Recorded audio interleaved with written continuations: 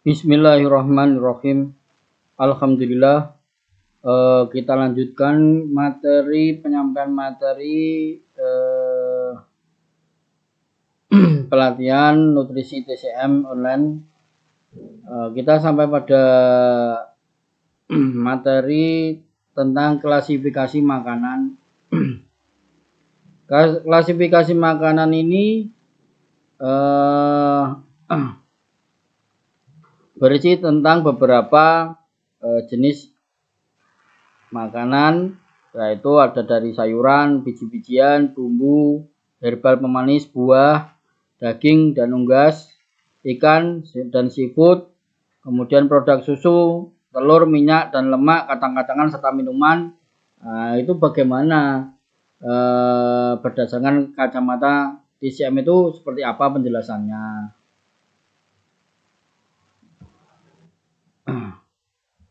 Oke, langsung saja kita menginjak ke materi sayuran. Sayuran memiliki semua rasa dan semua variasi sifat termal. Komplit ya. Ada yang hangat, ada yang dingin, gitu maksudnya. Ada yang manis, ada yang asam, ada yang pahit. Dietetika Cina percaya sayuran sebagai pelengkap ideal untuk biji-bijian. Sumber Lasik menyatakan 5 jenis biji-bijian memelihara dan 5 jenis sayuran melengkapi. Jadi makanan itu nutrisinya menjadi lengkap apabila ada biji-bijian serta sayuran. Maknanya seperti itu. Untuk mengobati kepenuhan orang yang ekses, berlebihan atau orang yang kuat, keras, suara yang kuat, sensasi panas, hiperaktif, mudah tersinggung, ekstrovert, lidah dengan selaput tebal, nadi penuh. Itu kita adalah sayurannya adalah akar seledri, selada, bayam, terong dan tomat.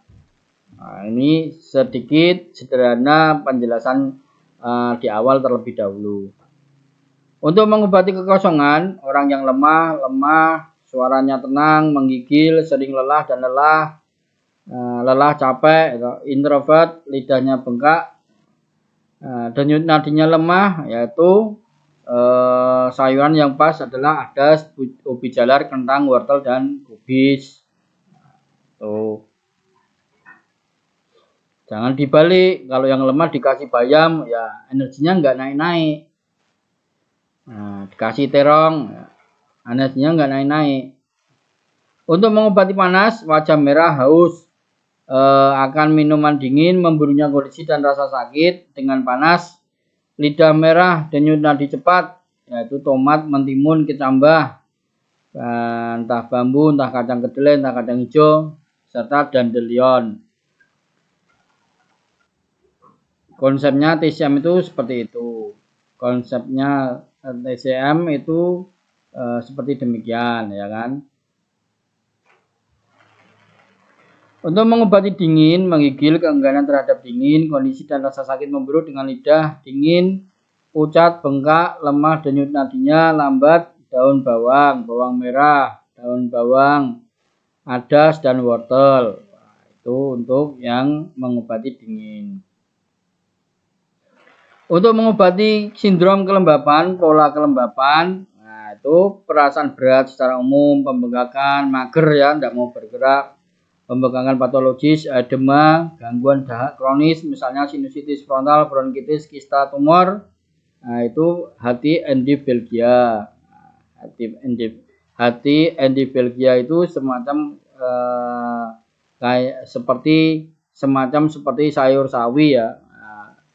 Peserta pelatihan boleh membuka mencari di Google, silakan seperti apa gambarnya. Untuk mengobati kekeringan, mulut dan bibir kering, kulit pecah-pecah, selaput lendir, keringat, tomat dan mentimun. Untuk mengobati kekeringan, itu tomat dan mentimun, karena tomat dan mentimun itu menambah cairan, sehingga kalau tanah kering itu kena hujan, akhirnya kan sudah tidak kering lagi. Itulah contohnya TCM itu seperti demikian yang disampaikan. Jadi cara berpikirnya TCM itu seperti itu, temukan dulu polanya, didiagnosa, temukan dulu polanya, sindromnya, baru diberi terapinya begitu. Jadi tidak serta-merta instan. Maksudnya apa? Serta-merta stroke obat nutrisinya apa, sesak napas apa, seperti yang pengobatan konvensional seperti pada umumnya ya toh. Obat sesak napas napasin flu, ultra flu, sakit flu, demam, sakit kepala, pokoknya flu ya, ultra flu. Kemudian batuk konidin, apalagi pusing bodrek, paramek, nah seperti itu. Tapi TCM tidak begitu. Oke, sayuran pertama yang kita kupas adalah bambu muda atau tunas bambu. Rasanya manis, jaringan organ perut dan paru-paru, lambung dan paru-paru. Arahnya daun bearing ke bawah, arah energinya ke bawah, C-nya itu ke bawah. Unsurnya tanah, efeknya adalah menghapus panas, memperkaya yin, menenangkan kegelisahan, mengubah dahak, menurunkan C, diuretik dan pencahar. Ya, biasanya kalau arahnya ke bawah itu sifatnya diuretik atau pencahar. Itu ya. Biar pipisnya lancar, pencahar itu ya biar B-nya lancar, tidak sembelit. Metode persiapan sebagai salad, dingin, rebus, tumis, dan sebagai rebusan. Kandungan banyak air, protein, lemak, kalsium, fosfor, kalium, vitamin C, vitamin B1, B2, dan niacin. Nah itu ya, bambu muda atau bung, kalau dalam bahasa Jawa itu bung, tunas bambu. Wah enak itu ya, bung ya, ditumis ya, saya suka itu ditumis. Indikasi itu apa? Indikasi itu mengobati apa? Panas di perut, mulas, gastritis, ulcerasi di lambung dan saluran usus, haus, mulut kering, panas dahak, gangguan paru-paru. Panas dahak, gangguan paru-paru, panas dahak, panas lembab di paru-paru itu seperti apa? Bronkitis, sinusitis, dahak kental berwarna kuning, itu bagusnya makan sayur bung atau bambu muda. Rebus ditambah bambu segar dan makan dingin, dicampur dengan sedikit jahe, garam dan cuka. Itu berarti ditambah bumbu yang lainnya, ya toh, biar sedap lah, biar ada penyedapnya. Selanjutnya adalah kubis. Kubis itu apa? Kul ya. Sifat termanya dingin, rasa manis, jaringan organnya usus besar dan lambung, arahnya ke bawah, unsurnya tanah. Metode persiapan sebagai salad, sebagai jus, baik untuk ulkus usus. Kandungannya tinggi vitamin B1, B2, vitamin C dan A, beta karotin, flavonoid, kalsium, fosfor, kalium dan besi atau seng. Indikasinya ketidakharmonisan dan stagnasi limpa lambung, nyeri kram pada abdomen dan sembelit, lambung dan usus. Pandangan pengobatan barat dan Cina bertemu di sini. Nyeri kram pada abdomen dan sembelit, lambung dan usus. Juga ketidakharmonisan dan stagnasi limpa lambung. Harusnya harmonis organ yang berpasangan itu ya.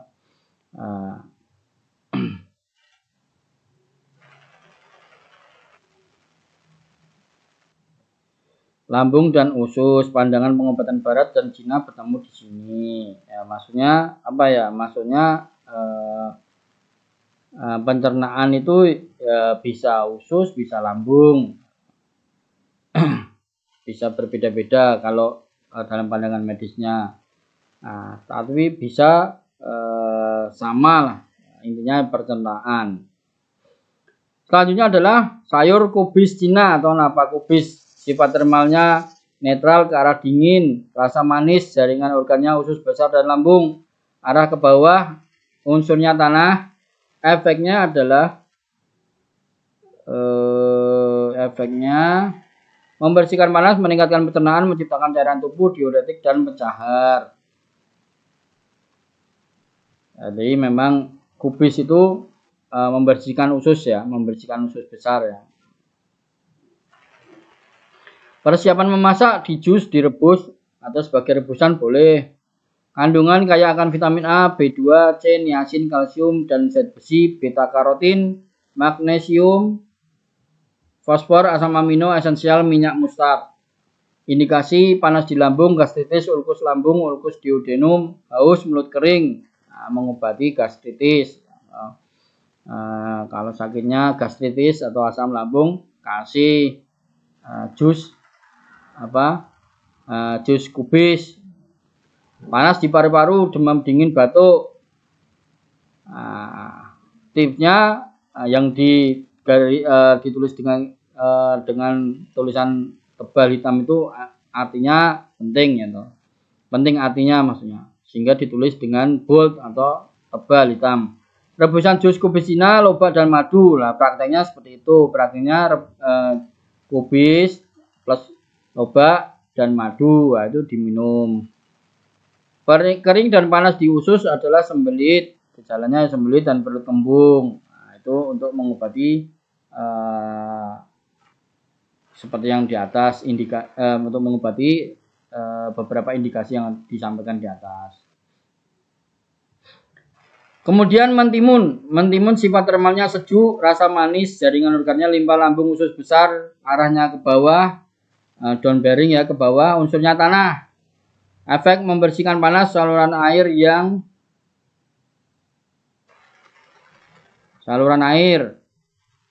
membersihkan panas dan saluran air. Diuretik, mengurangi pembengkakan, mendetoksifikasi dan membersihkan kulit. Nah, mentimun ya. Nah, jadi apapun itu yang namanya pengobatan, meskipun tibu nabawi, jangan salah berpikirnya.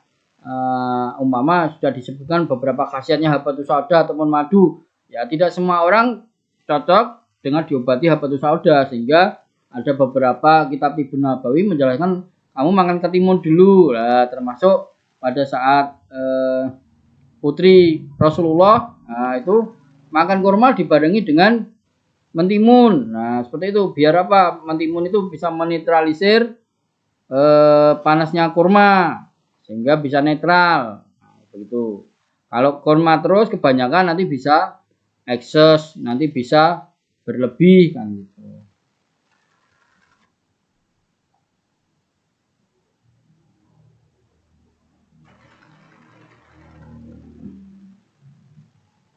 Persiapan memasak sebagai salad, mentah, direbus, digoreng atau sebagai rebusan.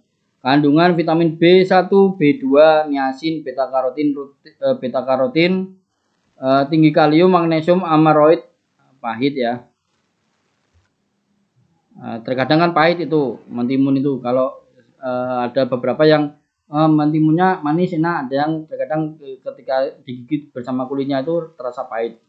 Indikasi gejala panas umum, haus, cemas, bengkak, dan nyeri di tenggorokan, suara serak, mata merah dan bengkak, jerawat, radang kulit, atau itu yang panas umum. Sekarang panas karena musim panas, suplemen nutrisi yang baik selama musim panas, terutama untuk kondisi yang disebabkan oleh panas eksternal karena iklim. Berarti panas eksternal itu karena iklim, yaitu mentimun. Penggunaan eksternal, mata merah, meradang, bengkak, dan kering untuk regenerasi kulit. Di Arab, jus mentimun adalah bahan umum dalam sabun wajah. Untuk luka bakar kulit tingkat pertama terbakar sinar matahari itu mentimun dideplok, ya, ditumbuk, diborehkan, nah, seperti itu.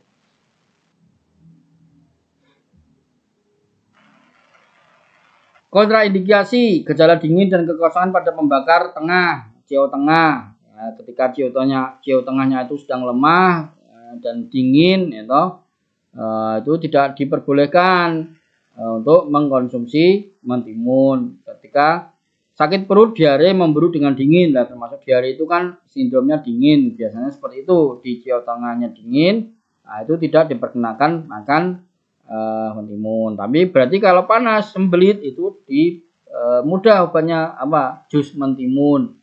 nggak usah bingung-bingung gitu. Praktisi tahu sudah belajar nutrisi ya, tahulah enggak perlu obat. Oh, sembelit obatnya apa? Tinggal makanannya aja yang dirubah. Makanannya yang dirubah. Jadi jangan makan sate, jangan makan ketika sembelit ya, jangan makan minuman jahe ya, itu jangan bawang, jus bawang jangan. Makanya apa? Mentimun, salad, nah, seperti itu. Baik. Sayuran selanjutnya adalah terong. Sifat termalnya sejuk, rasanya manis, jaringan.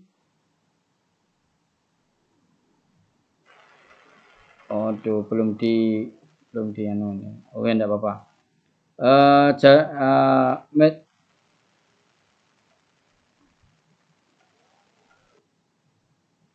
Rasanya manis, jaringannya limpa dan usus. Unsurnya tanah, arahnya ke bawah. Efeknya membersihkan panas, bergerak dan mendinginkan darah, menyebarkan status darah, mengurangi pembengkakan, meringankan rasa sakit, menyelaraskan hati dan rahim, terutama dengan emosi yang ditekan. Cara memasaknya direbus, digoreng, dipanggang seperti jus, dipanggang, dibuat jus, rebusan atau diawetkan dalam air, anggur, anggur, direndam di madu, boleh direndam di alkohol, maksudnya seperti itu. Nah, itu untuk fermentasinya. Kandungannya adalah karbohidrat, vitamin C, kalsium, niacin, zat besi, dan fosfor. Selanjutnya, sayuran selanjutnya adalah bawang hijau atau daun bawang hijau. Sifat termalnya hangat, rasanya tajam, jaringan organnya paru dan lambung, arahnya organ ke bawah, unsurnya logam. Berarti kalau unsurnya logam itu baik ke apa? Baik ke paru-paru kayak gitu. Efeknya adalah menghilangkan faktor cuaca patogen eksternal dari permukaan tubuh, menggerakkan yang dan menghilangkan dingin, mendetoksifikasi. Persiapan memasak, rebusan, jus, pasta, tumis, dikukus atau sebagai bumbu, mengurangi efek ketika dimasak terlalu lama. Nah, ini kalau daun bawang itu tidak boleh dimasak terlalu lama karena efeknya akan berkurang. Makanya kalau dimasakkan soto, ya, masakan apa lagi lah, sop itu ditaruh belakangan, hangat-hangat itu terus dimasukkan, dicemplungke daun bawangnya. Kandungan kaya akan vitamin C dan A, kalsium, juga vitamin B1, B2, kalium, fosfor, zat besi dan yodium serta dan selenium. Indikasi pilek karena angin eksternal dan pengaruh dingin, menggigil, tidak suka dingin, demam tanpa berkeringat, sakit kepala, hidung tersumbat. Gejala pilek di pembakar tengah, sakit perut dan diare, rebus daun bawang dan jahe. Sakit perut karena infeksi parasit, infeksi itu ya. Nah, atau ya infeksi lah ya. Sekitar 30 gram 1 sendok makan masing-masing jus bawang hijau dan minyak wijen setiap hari. Ulcerasi akut atau lesi pada tahap awal, 2 hingga 3 sendok makan jus bawang hijau dengan sedikit gula merah secukupnya dan air panas, ambil sekali sehari. Daun bawang itu kalau yang di martabak itu kan martabak telur, di mie ayam itu ditaburkan atasnya, itu daun bawang, sifatnya hangat, tajam. Jadi untuk menghilangkan gangguan faktor cuaca biasanya seperti itu. Karena apa? Menggerakkan yang dan menghilangkan dingin. Kontraindikasi kurangnya kekuatan dan kecenderungan berkeringat spontan. Kurangnya kekuatan maksudnya ya apa ini? Kecenderungan berkeringat spontan. Kemungkinan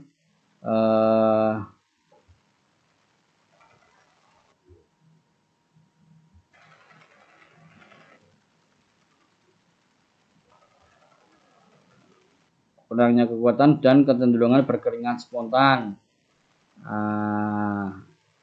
Ya berkeringat spontan itu ya kalau tadi kan faktor eksternal biasanya dingin kan. Nah, ini kalau berkeringat spontan itu ya ada gangguan lain lah ya. Mungkin jantungnya sehingga dia juga lemah, itu tidak diperkenankan. Nah, intinya daun bawang itu fokus untuk gangguan invasi patogen eksternal. Selanjutnya adalah leek atau daun bawang prei. Sifat termalnya hangat, rasa tajam, jaringan organ paru, liver, lambung, ginjal. Arahnya ke atas dan ke bawah. Kayu, unsurnya kayu dan logam. Efeknya mengatur dan menggerakkan CIM, melakukan statis darah, suplemen mendukung ginjal. Mendukung yang ginjal, menghangatkan, membakar pusat, menghilangkan dingin, dan menyebarkan pengaruh angin dingin. Mendetoksifikasi, kandungannya adalah vitamin B1, kaya akan vitamin C, zat besi, magnesium, kalsium, fosfor, amaroid. Indikasi mengobati gejala dingin di pembakar tengah, disfagia, kesulitan atau nyeri saat menelan, sakit perut, nafsu makan berkurang, diare. Mengobati ginjal, kekosongan yang ginjal, kehilangan libido, impotensi, ejakulasi dini, nyeri punggung, lumbar, urore, aliran urin tidak lancar ya, urore, aliran urin per rektum, maksudnya pipisnya tidak lancar ya, kelemahan pada punggung dan kaki. Nah, itu kan sindrom, gejala-gejala daripada sindrom kekosongan kelemahan yang ginjal. Nah, bawang prei itu apakah sama kucai? Nah, karena sifatnya hampir sama kucai. Jadi kucai itu untuk arahnya untuk yang ginjal atau kejantanan ya. Kemudian statis darah, mengobati statis darah, pembengkakan dan nyeri perut. Berikutnya angin eksternal, pengaruh dingin. Tanda-tanda pertama dari awal dingin, influenza dengan menggigil, keengganan untuk dingin.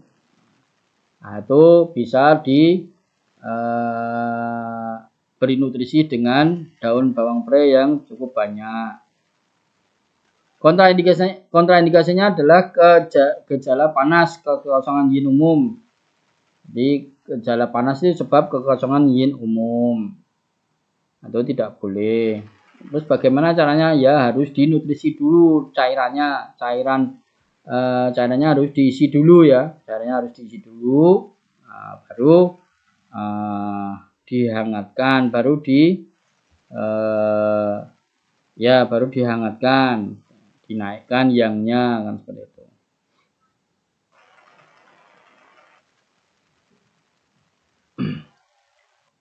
Sayur berikutnya adalah selada.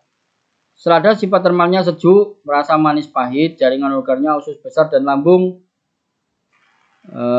Arahnya ke bawah, unsurnya api dan tanah. Efeknya membersihkan panas, diuretik dan merangsang aliran susu. Nah, selada ya, bagi ibu-ibu yang ketika melahirkan susunya kurang, sulit keluar atau kurang, nah, itu boleh ketika melahirkan banyak makan selada agar aliran susunya lancar sehingga anaknya sehat, terpenuhi nutrisinya kan seperti itu.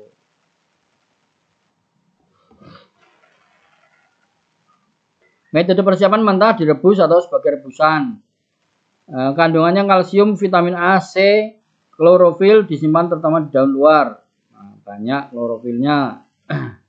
Indikasi gejala panas umum dan panas dikandung kemih, gelisah, haus, gugup, masalah berkemih, buang air kecil, sensasi terbakar saat buang air kecil.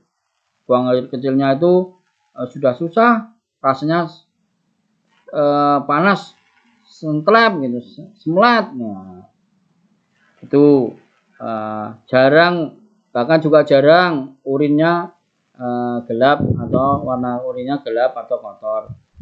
Gangguan aliran susu setelah lahir, nah itu bagus ya, minum selada, makan selada yang banyak, ibu-ibu yang melahirkan, ibu-ibu yang melahirkan itu. Selanjutnya adalah akar teratai. Sifat termalnya mentah, sejuk, dimasak hangat. Tadinya sejuk, ketika mentah, ketika dimasak menjadi hangat.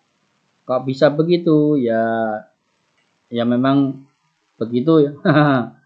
Rasanya manis, jaringan organnya lambung 5, jantung, arahnya ke bawah, unsurnya tanah. Efeknya ketika dimakan mentah membersihkan panas, menghasilkan cairan, mendinginkan darah, dan menyebarkan stagnasi. Saat dimasak mendukung pembakar tengah, mendukung itu berarti menguatkan ya, melengkapi atau menguatkan cio tengah, melengkapi darah, meredakan diare. Indikasinya adalah gejala panas, demam, haus, gelisah. Akar teratai mentah dimakan boleh. Gejala panas darah, mimisan, tinja berdarah, akar teratai mentah dimakan. Tentu harus dicuci dan dibersihkan terlebih dahulu ya. Kekosongan pembakar tengah atau kelemahan cio tengah. Cio tengah itu ya gejalanya kurang nafsu makan, anoreksia, mual, disfagia, masalah atau nyeri saat menelan, diare, itu akar teratai yang dimasak. Nah, ini kalau untuk kekosongan, kelemahan limpa lambung, cio tengah itu baiknya akar teratai itu dimasak.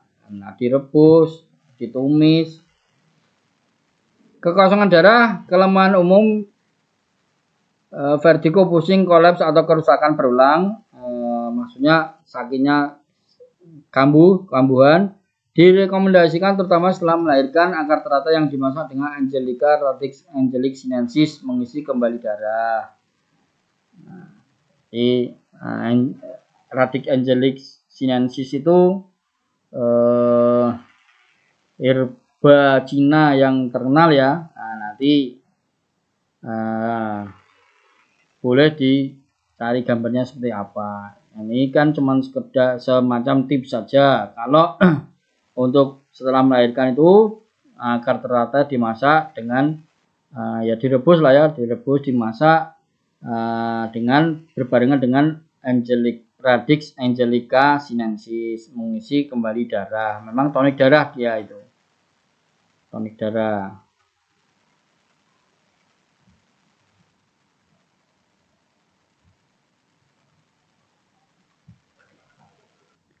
Selanjutnya adalah bawang. Sifat termalnya hangat, rasanya tajam dan manis dengan rebusan ringan. Jaringan organ, paru, lambung, dan usus besar. Arahnya upbearing atau ke atas.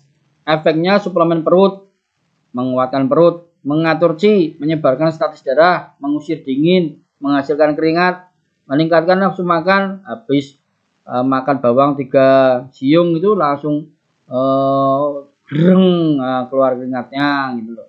Meningkatkan nafsu makan, mengendurkan stagnasi qi, melengkapi pembakar pusat ketika perut kencang dan nafsu makan kurang. Metode persiapan sebagai jus. Ayo siapa yang suka, yang kuat makan jus bawang. Kalau jus bawang itu ya akhirnya harus kalau dimakan mentah di jus itu banyak yang tidak kuat nelen itu, banyak yang tidak mau ya. Caranya harus pakai dikasih madu, dikasih lemon, itu caranya. Digoreng atau dikeringkan. Bawang kehilangan levelnya saat dimasak terlalu lama. Kandungan konsentrasi tinggi minyak esensial sulfur based isothiocyanate, banyak fitronutrien terutama flavonoid, quercetin. Ini antioksidan ya. Antioksidannya dari flavonoid dan quercetin. Sehingga apa? Bagus untuk kasus-kasus gangguan kanker kan seperti itu. Kalsium, yodium, selenium, fosfor, fluorida, kalium, vitamin B1, vitamin B2 dan vitamin C, prostaglandin A, minyak mustard. Ada minyaknya itu bawang.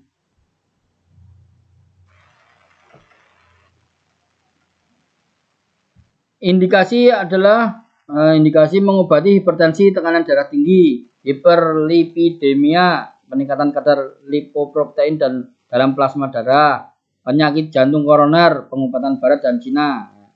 Nah, sama jantung koroner, bronkitis, pengobatan barat dan Cina, Gangguan angin dingin dan dahak, pilek umum dengan gejala pilek, bronkitis, sinusitis, mengundurkan darah, pilek dada dan tenggorokan. Nah, ini kalau sedang flu itu ya makan 2 atau 3 siung bawang itu kan pakai madu, nah, itu badannya langsung kemeringat, badannya segar. Nah, resep tradisionalnya adalah rebus bawang dengan 1 sendok teh madu, oleskan secara eksternal sebagai paket bawang atau gosokan pada dada. Boleh untuk untuk terapi luar seperti gosok, digosokkan pada dada. Biar apa? Biar ingusnya itu keluar. Itu boleh disedot-sedot atau direbus, uapnya itu dihirup-hirup. Nah, itu hanya trik, itu hanya teknik saja. Nah, kalau sudah makan bawang sama madu masuk ke perut, otomatis kan uapnya itu juga akan sampai ke atas, sampai ke paru-paru, sehingga tiba-tiba mudah mengeluarkan dahak. Nah, seperti itu caranya.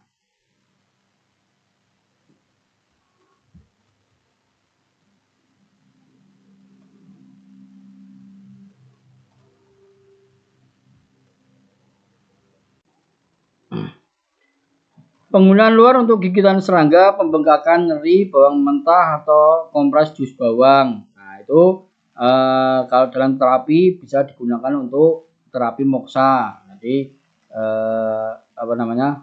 Bisa dibobohkan yang di dada sini kan, ditumbuk dulu terus ditaruh di dada. Nah, biar lega paru-parunya. Seperti itu. Nah, tapi harus hati-hati karena kalau tidak nanti kulitnya itu seperti kepanasan kan, sehingga timbul melepuh nanti kulitnya. Kontraindikasi gejala panas kekosongan yin umum, itu tidak diperbolehkan untuk mengkonsumsi bawang. Sayur selanjutnya adalah bayam. Sifat termal alaminya sejuk, rasanya manis, jaringan organnya lambung, hati, usus besar, usus kecil. Efeknya membersihkan panas, menyebabkan kekeringan, mempromosikan pembentukan cairan tubuh, suplemen darah, suplemen hati, mendukung yin dan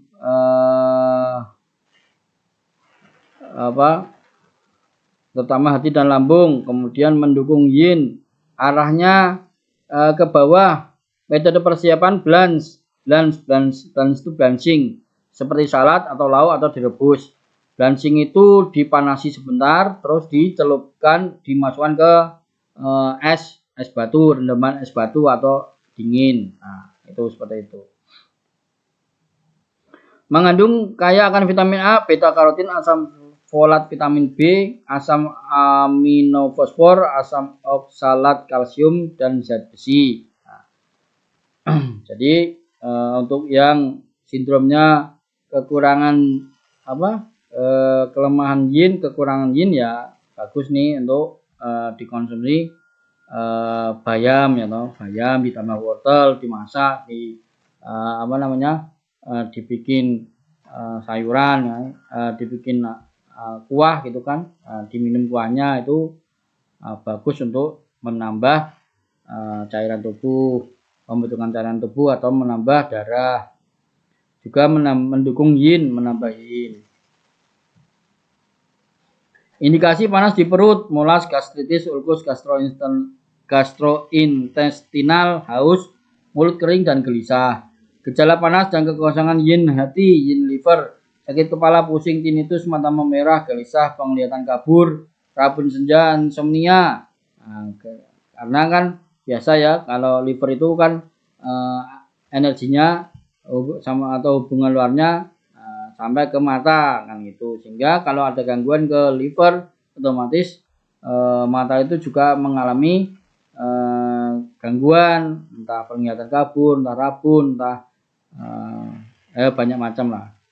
Indikasi barat tinnitus, hipertensi, tekanan darah setelah konsumsi alkohol berlebihan. Nah, itu kalau indikasi baratnya tinnitus bagus untuk makan bayam. Hipertensi juga tekanan darah tinggi itu bagus mengkonsumsi bayam.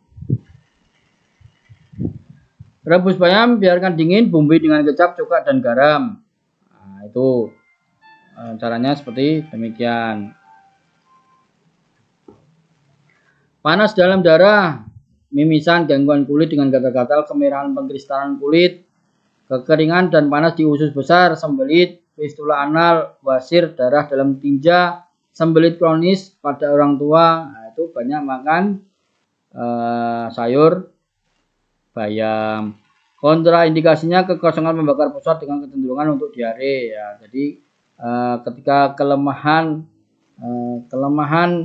pembakar pusat itu kelemahan limpa lambung, itu kontraindikasinya tidak boleh makan bayam, karena bayam itu apa, sejuk dingin, nanti tambah lemah. Caranya bagaimana untuk mensiasatinya? Caranya sayur bayamnya dikasih bawang yang banyak, dikasih jahe. Itu untuk apa? Selain bisa menambah darah, menambah energi, juga menguatkan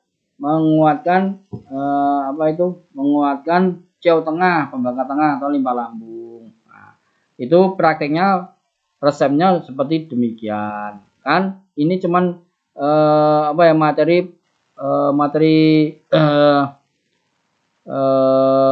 per individu makanan saja. Sedangkan nanti kan ketika makan itu kan ada formula, ada resep, ada gabungan dan berbagai macam kan gitu. Nanti kan prakteknya juga ada bayamnya, ada udangnya, umpama seperti itu. Ada bayamnya, ada jahe dan bawangnya, seperti itu. Selanjutnya adalah ubi jalar. Ubi jalar sifat termalnya adalah netral, condong ke hangat. Rasanya manis, jaringan organnya lambung, limpa, dan ginjal. Arahnya ke bawah, efeknya suplemen pembakar pusat, menguatkan ciau tengah, mendukung pembentukan qi dan darah, menyebarkan qi, stagnasi, menyelamatkan darah, dan menghasilkan cairan, memperkuat yin ginjal, mencahar dalam bentuk mentah. Kandungannya patotenik acid, vitamin A, C, dan potasium, serta magnesium. Indikasinya adalah qi lambung dan qi limpa atau kekosongan qi dan yang limpa lambung. Nah, seperti itu maksudnya. Yaitu apa gejalanya? Gejalanya diare dengan gejala dan tanda pilek dan kelemahan, serta sembelit, diare, lemes kan seperti itu kan, atau sembelit, lemes. Untuk apa? Untuk mengeden saja. Mengeden itu apa? Untuk gitu aja nggak kuat. Kontraindikasinya ubi jalar, konsumsi berlebihan menyebabkan stagnasi di pembakar pusat dengan kembung dan distensi. Kalau tidak cocok, ada beberapa orang yang makan ubi itu kembung, nanti terus muncullah istilah, namanya orang Jawa ya, namanya orang Indonesia ya, belum makan nasi belum kenyang. Padahal kan tidak seperti itu juga. Toh bisa jadi makanan pokok ubi jalar itu seperti nasi, seperti kentang menggantikan nasi, ubi jalar menggantikan nasi. Ya, seperti itu. Selanjutnya adalah tomat. Sayur berikutnya adalah tomat. Sifat termalnya adalah netral dengan kecenderungan hangat. Rasanya manis asam, jaringan organnya lambung, liver, arahnya ke bawah, unsurnya kayu dan tanah. Efeknya membersihkan panas, memperkaya yin, terutama yin hati, menghasilkan cairan dan menghilangkan kekeringan. Mendinginkan dan membersihkan darah, memperkuat perut, meningkatkan aktivitas jaringan liver atau hati. Metode persiapan mentah, jus, direbus, tumis atau rebusan. Direbus itu ya dikukus atau ditumis atau direbus. Kandungan tinggi vitamin A, B1, B2 dan C, seng, kobalt, magnesium, kalsium, fosfor serta zat besi, kalium, minyak esensial, hormon alami, asam oksalat. Hati-hati dalam kasus batu ginjal karena ada asam oksalatnya. Hati-hati untuk kasus batu ginjal.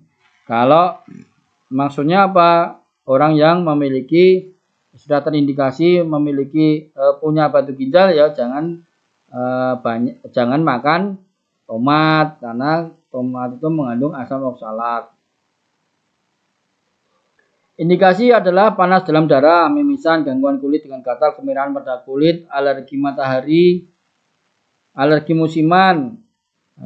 Indikasi berikutnya adalah panas liver atau kekosongan yin liver, sakit kepala, mata gatal merah, vertigo, pusing, tinnitus, rabun senja, penglihatan kabur, hiper ketegangan, hiper atau ketegangan, atau tekanan darah tinggi. Tekanan darah tinggi itu bisa diobati dengan tomat. Rekomendasi barat 1 hingga 2 tomat untuk sarapan.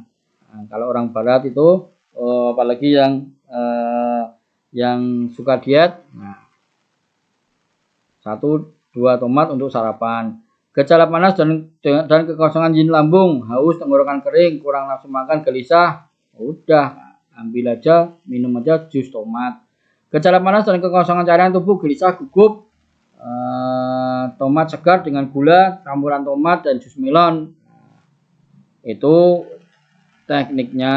Atau sayur bayam dikasih tomat yang banyak, nah itu lebih enak lagi ya. Sudah kenyang, kenyang dan mengenyangkan.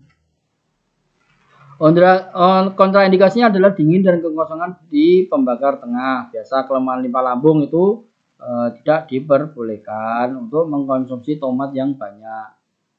Konsumsi tomat yang konstan dan berlebihan terutama selama musim dingin menyebabkan pendinginan dan melemahnya tubuh. Dosis harian adalah sekitar 1 hingga 2 tomat. Tomat mentah dan tomat dengan bercak hijau dapat melemahkan jaringan ginjal. Ya, tadi secara medisnya sudah disebutkan banyak kandungan oksalatnya sehingga bisa menjadikan batu ginjal. Oke, sayuran sudah selesai ya. Nah, kita menginjak ke biji-bijian. Karena apa? Tidak lengkap jika tidak ada biji-bijiannya, kan seperti itu. Kalau secara TCM, secara dalil TCM-nya seperti itu.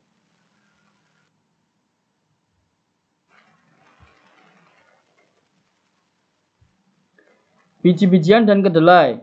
Menurut pengobatan tradisional Tiongkok atau TCM, biji-bijian harus menjadi bagian utama dari makanan sehari-hari seseorang. Biji-bijian memasok tubuh dengan kekuatan dan daya tahan dan meningkatkan stabilitas emosional, ketenangan mental dan keseimbangan, terutama gandum. Nah, jadi biji-bijian itu memasok kekuatan, memasok qi dan memasok kekebalan tubuh. Biji-bijian sebagian besar manis dan terutama mempengaruhi limpa, pankreas, dan jaringan organ lambung. Sifat termal mereka hangat, netral, atau dingin tergantung pada jenis biji-bijian. Nah, ini tidak sayur, biji-bijian pun ada yang dingin, ada yang hangat, nah, seperti itu. Nah, jadi TCM itu seperti itu. Hukum daripada ilmu TCM itu begitu. Jadi ya sudah sepantasnya kalau memang serius ya harus dipelajari sampai mendalam apa yang disebut TCM. Diet kaya biji-bijian memastikan keseimbangan yang baik antara pembentukan qi, yin, dan yang. Dengan gejala pilek selama musim dingin atau ketika mengikuti diet vegetarian, jenis biji-bijian yang menghangatkan seperti gandum, soba harus diberikan preferensi, harus diberikan tempat ya. Harus ada itu ya, seperti gandum. Bapak Ibu kan ada yang vegetarian ini tidak mau makan daging. Nah, jadi untuk mengisi qi dan darahnya ya memperbanyak biji-bijian gandum, kemudian ditambah dengan kacang merah, semacam-macam lah ya. Itu nanti Bapak dan Ibu sekalian akan bisa dengan sendirinya bagaimana caranya mengatur, memformulasi resep nutrisi yang akan diberikan kepada keluarga atau pasien. Tidak usah khawatir, karena ilmunya harus memang pelan, ilmunya banyak ya, harus step by step, harus didalami dari awal, dimengerti, dipahami dari awal. Nanti sampai pada aplikasi klinisnya ya seperti itu. Penyakit ini resepnya ini, penyakit itu resepnya itu, sampai sedetail seperti itu nanti pelajaran nutrisi TCM yang kita sampaikan nanti.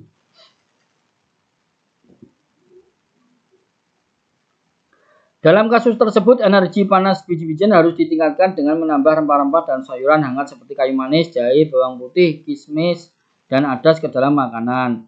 Kedelai terdaftar dengan biji-bijian di sini, meskipun itu adalah kacang-kacangan. Karena memainkan peran nutrisi yang sangat dalam peran nutrisi yang sama dalam dietetika Cina. Nah, sebenarnya kedelai itu kacang ya, tapi masuk di klasifikasi biji-bijian. Untuk mengobati kemenuhan orang yang kuat, keras suara yang kuat, fitur mudah tersinggung, ekstrovert, lidah merah, kadang-kadang dengan selaput tebal, nah itu bagus ketika mengonsumsi gandum, beras, dan barley. Ya, jadi gandum itu ada sifat, beras itu ada sifat menenangkan, ketenangan mental. Ya, jadi kalau kita bermasalah dengan perut, nah, itu bahaya, bisa muncul kriminalitas kan seperti itu.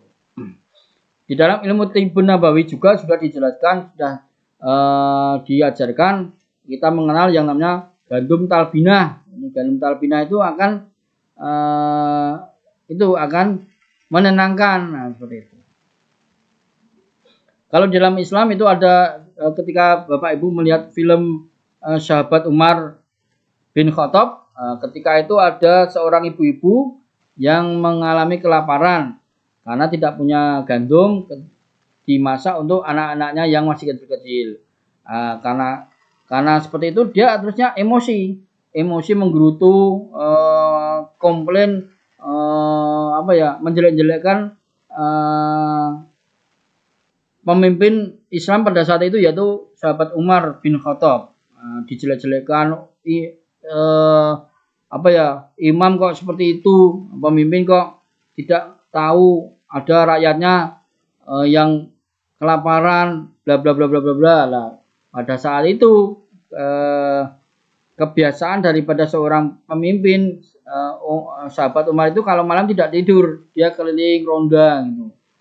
Sehingga tahu kondisi untuk mengetahui kalau sekarang ya turba atau untuk mengetahui kondisi rakyatnya, bagaimana rakyatku itu apakah hidupnya bahagia, apakah makmur ataukah kesulitan, apa punya masalah apa lah seperti itu. Lah itu akhirnya Umar itu tahu mendengar, kemudian didatangi. Lah si ibu cerita ngalor ngidul, menjelek-jelekkan, tapi tidak tahu yang di hadapannya itu yang diajak ngobrol si ibu itu adalah sang pemimpin, adalah sahabat Umar bin Khattab. Nah, akhirnya apa? Umar bin Khattab menangis, terenyuh, atau merasa berdosa.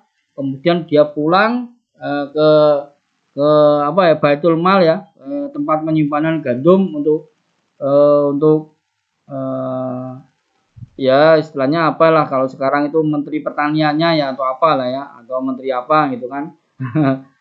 Sampai mengambil gandum satu karung digendong sendiri sama bawahannya, Pak Umar biar saya bawa, Pak Umar biar saya bawa, Pak Umar. Nah, itu enggak, Pak Umar bin Khattab enggak mau, saya sudah menyengsarakan rakyat saya, biar saya yang sengsara, biar saya bawa sendiri ini gandum.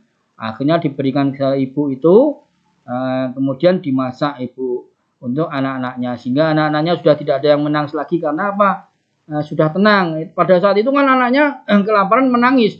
Ada 3-4 orang anak itu ya, saya lupa ya, ada 3 atau 4 itu anaknya menangis semua kenceng-kenceng.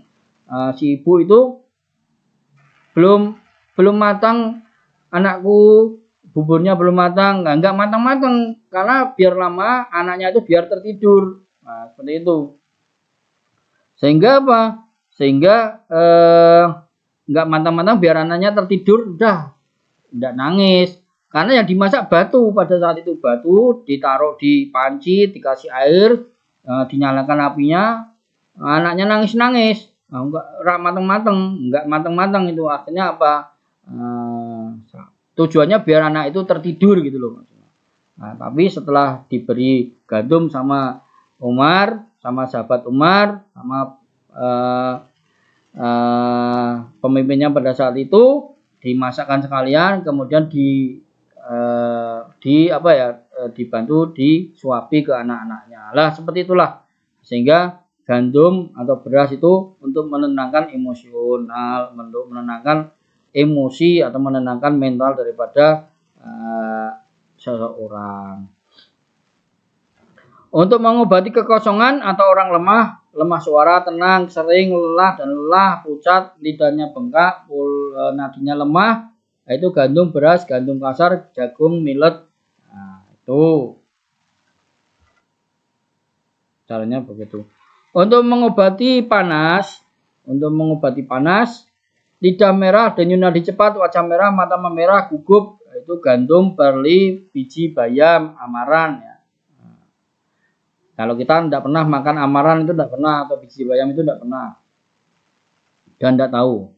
Untuk mengobati dingin, pucat, lidah bengkak, lemah, denyut nadi lambat, menggigil, keengganan terhadap dingin, memburunya kondisi dan rasa sakit dengan dingin, gandum, beras, dan jagung. Ya, ini hampir sama semua bisa digunakan untuk mengobati. Karena apa?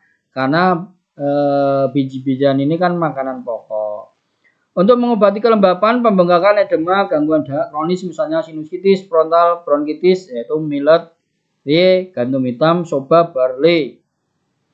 Untuk mengobati kekeringan mulut kering, bibir dan kulit, konstipasi itu gandum atau gandum kasar. Nah, semuanya itu gandum, beras, millet, jagung, karena apa? Karena makanan pokok. Jadi biji-bijian itu adalah makanan pokok. Seumpama tidak ada yang lainnya itu sudah ya cukup untuk mengisi energi. Nah, seperti itu. Nah, karena apa? Kita diciptakan manusia sebagai apa ya, yang memiliki gigi yang memang untuk pas untuk makan biji-bijian. Makanan utama kita ya biji-bijian itu. Tapi alangkah alangkah nistanya atau apa ya, kita sehingga menyalahkan beras, menyalahkan gandum, menyalahkan biji-bijian karena menambah kolesterol, menambah gula dan segala macamnya, sehingga malah terlalu mendalam sampai mengharamkan, tidak mau makan. Nah, itu yang salah siapa? Yang salah tanyakan kepada diri sendiri masing-masing. Tanyakan kepada diri sendiri masing-masing apakah kita istilahnya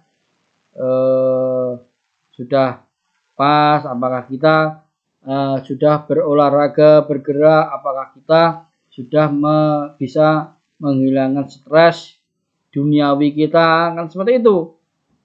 Jadi kolesterol yang disalahkan nasi, gemuk yang disalahkan nasi, apalagi diabetes yang disalahkan nasi, nggak makan nasi, kan kasihan nasi itu kasihan, jadi selalu disalahkan. Seperti itu.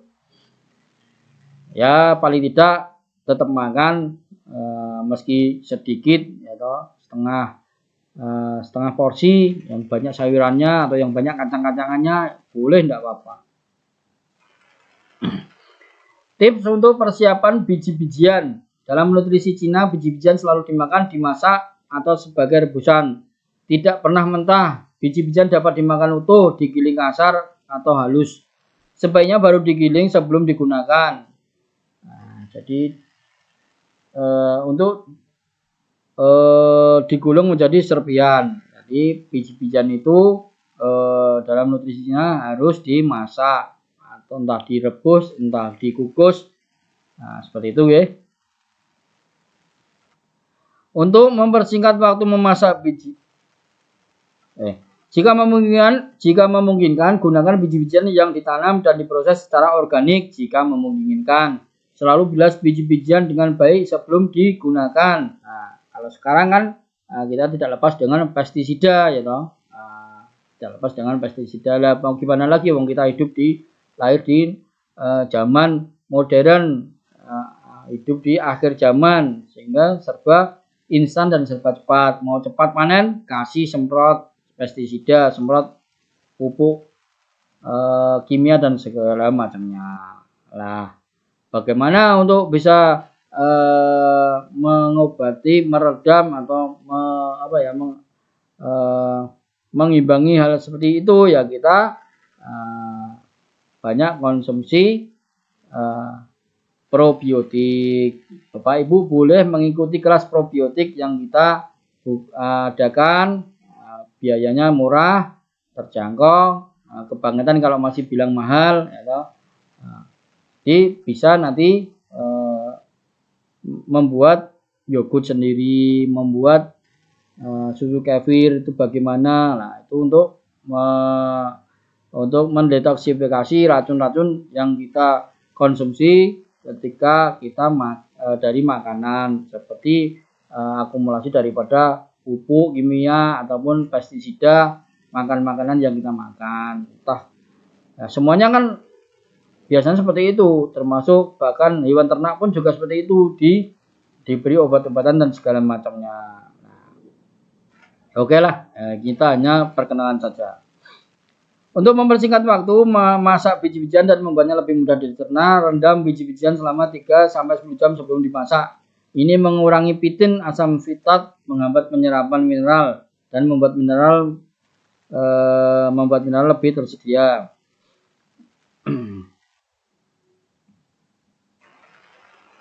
Ya, jadi mengurangi pitin atau asam fitat yang bisa menghambat penyerapan mineral, sehingga apa? Mineral yang ada itu di dalam biji-bijian bisa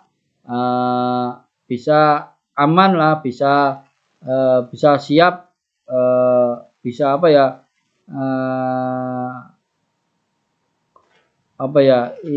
mineral yang ada di biji-bijian itu masih utuh lah ya, masih utuh dan bisa kita konsumsi, kita makan, kita proses menjadi energi. Masak biji-bijian dalam cairan perendaman mereka. Perendaman tidak diperlukan untuk millet dan soba.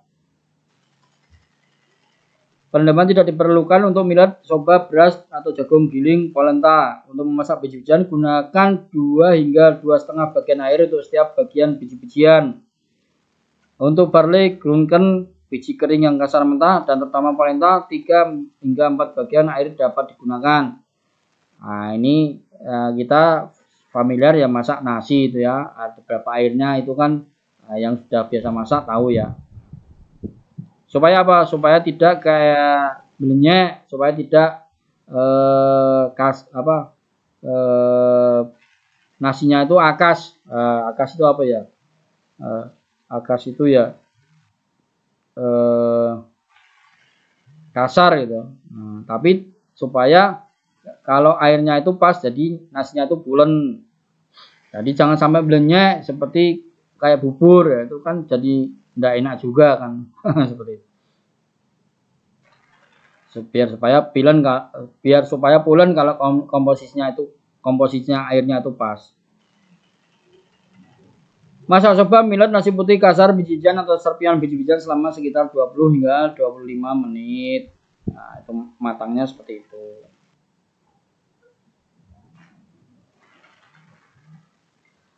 Masak nasi merah, biji yang digiling kasar dan digoreng selama 45 menit. Masak gandum, barley, dan biji gandum utuh sekitar 1 jam. Nah, ini yang gandum ini, barley, gandum atau biji gandum utuh itu agak lama ya, kurang lebih 1 jam. Jadi gandum itu bagus, menyehatkan. Ya, ini poin ya, kuncinya ya. Tapi kalau sudah menjadi tepung gandum, nah itu berbeda. Nah, itu menjadi makanan yang berunsur yin. Tepung terigu itu, tepung gandum itu menyebabkan munculnya dahak. Nah, seperti itu. Jadi cenderung ke menyebabkan lembab. Nah, tapi kalau gandum ini mentonik energi dan darah, seperti itu. Nah, bagusnya ya yang gandum, barley, gandum yang utuh. Nah, kalau tepung itu kurang bagus ya. Kalau dibuat untuk snack, makanan camilan itu ya tidak apa-apa. Kan makanan camilan kan cuma sedikit ya, konsumsinya juga sedikit, tidak banyak-banyak.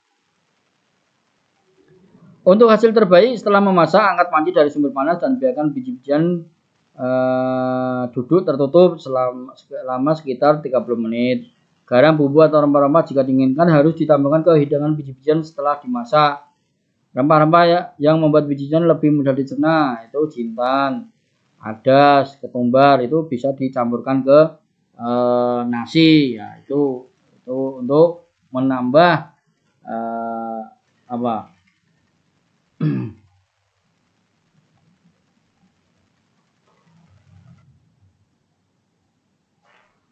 menambah manfaatnya banyak.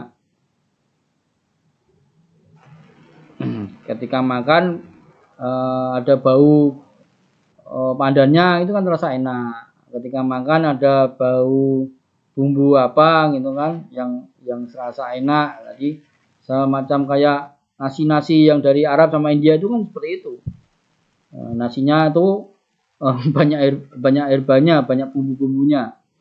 Nasi apa ya? Nasi mandi, nasi macam-macam lah ya. Saya belum pernah makan sih jadi jadi enggak tahu. Nasi biryani ya, nasi mandi, nasi biryani, terus nasi apa lagi itu? Nasi bukhari. Nah, kalau yang pernah di apa?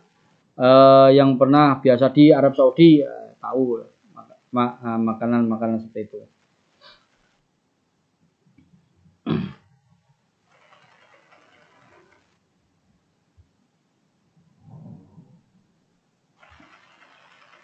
Oke, selanjutnya adalah barley. Sifat termalnya sejuk, rasanya asin manis, jaringan organnya limpa lambung, arahnya ke bawah.